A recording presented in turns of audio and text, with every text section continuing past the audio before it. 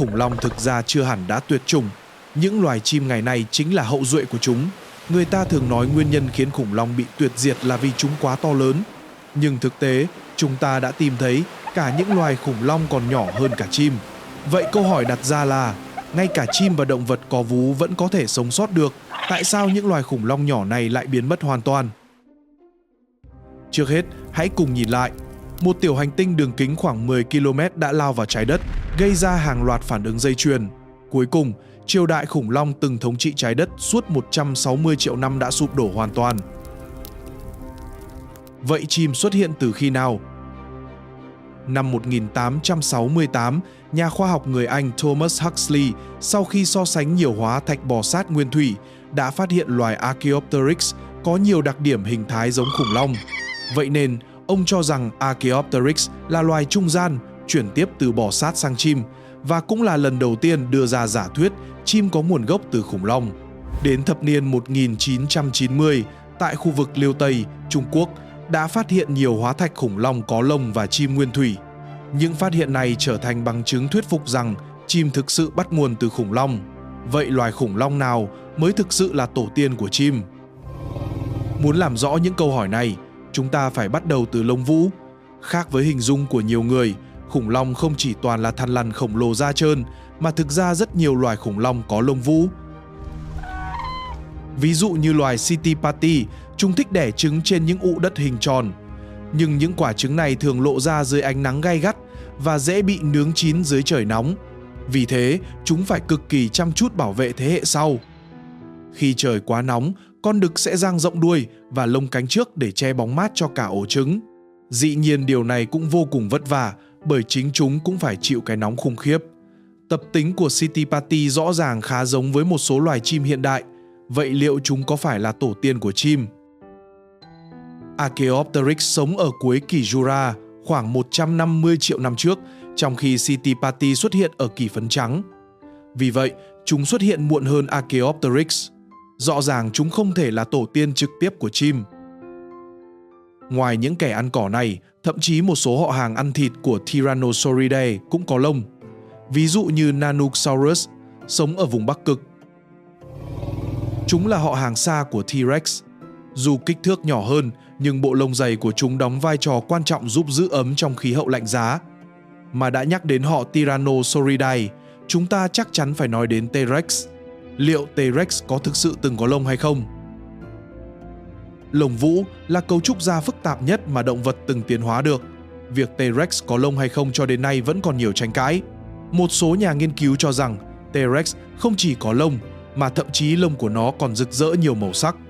Nếu vậy thì tưởng tượng cảnh T-Rex nhuộm lông màu mè cũng là hợp lý thôi. Tuy nhiên, cũng có ý kiến cho rằng T-Rex có lông khi còn nhỏ, nhưng khi trưởng thành thì phần lớn lông rụng đi, chỉ còn lại một ít lông tơ thưa thớt. Nhưng dù T-Rex có lông hay không, chúng chắc chắn không phải là tổ tiên của loài chim. Vậy, hãy tiếp tục cuộc hành trình tìm kiếm sự thật. Có một loài khủng long không chỉ có lông mà móng vuốt của chúng còn giống một số loài chim. Đó chính là Deinonychus, khủng long vuốt liềm. Nghe tên là biết, đây là loài khủng long với những chiếc vuốt vô cùng đáng sợ. Deinonychus thuộc họ Dromaeosauridae, là đại diện tiêu biểu của nhóm khủng long ăn thịt thông minh. Chúng có chiếc móng hình lưỡi liềm lớn ở ngón chân thứ hai, chi chước linh hoạt và lớp lông vũ bao phủ cơ thể. Dù không phải tổ tiên trực tiếp của chim, nhưng nó lại có rất nhiều đặc điểm tương đồng với chúng.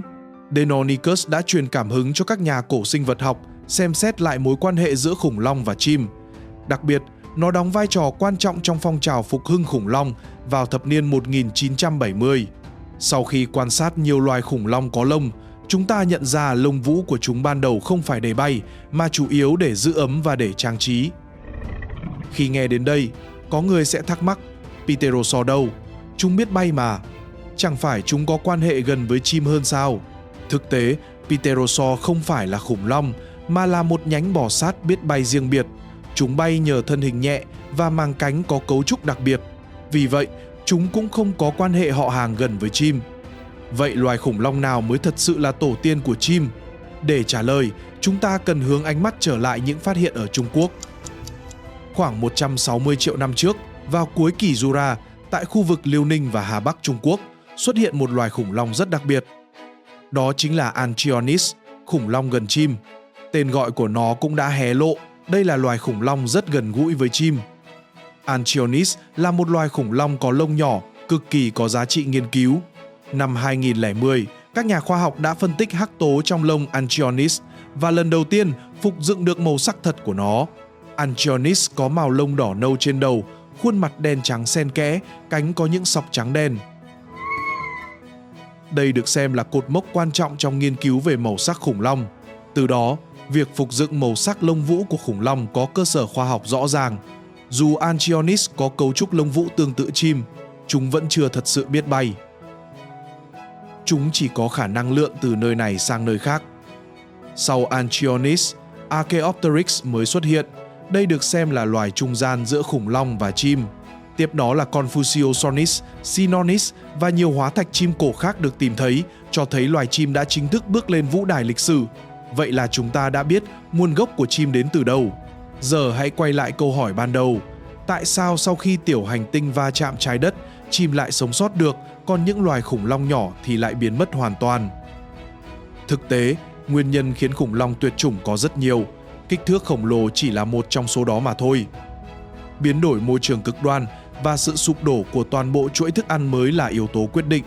Vô số thảm họa thiên nhiên liên tiếp xảy ra. Thực vật chết hàng loạt khiến những loài khủng long ăn cỏ khổng lồ biến mất bởi chúng cần tiêu thụ một lượng thức ăn khổng lồ mỗi ngày. Mất đi những loài ăn cỏ cỡ lớn này, các loài săn mồi khổng lồ như T-Rex cũng lần lượt biến mất theo. Vì thế, phần lớn khủng long to lớn đều gục ngã ngay trong giai đoạn đầu của thảm họa. Những loài sống sót còn lại vốn đã không mạnh mẽ, nên cũng không thể giữ được vị trí trong hệ sinh thái. Chọn lọc tự nhiên và may mắn luôn là một phần của sức mạnh sinh tồn. Ai có thể ngờ rằng một loài khủng long nhỏ cỡ con mèo như Anchiornis lại mở ra một kỳ tích trong lịch sử động vật có xương sống. Ngày nay, đã có hơn 9.000 loài chim tung cánh khắp bầu trời trái đất. Chính nhờ kỳ tích tiến hóa này mà động vật có xương sống đã chinh phục mọi ngóc ngách của hành tinh. Nếu thấy video hay và hữu ích, hãy cho mình xin một like và nhấn đăng ký kênh để không bỏ lỡ những khám phá tiếp theo nhé!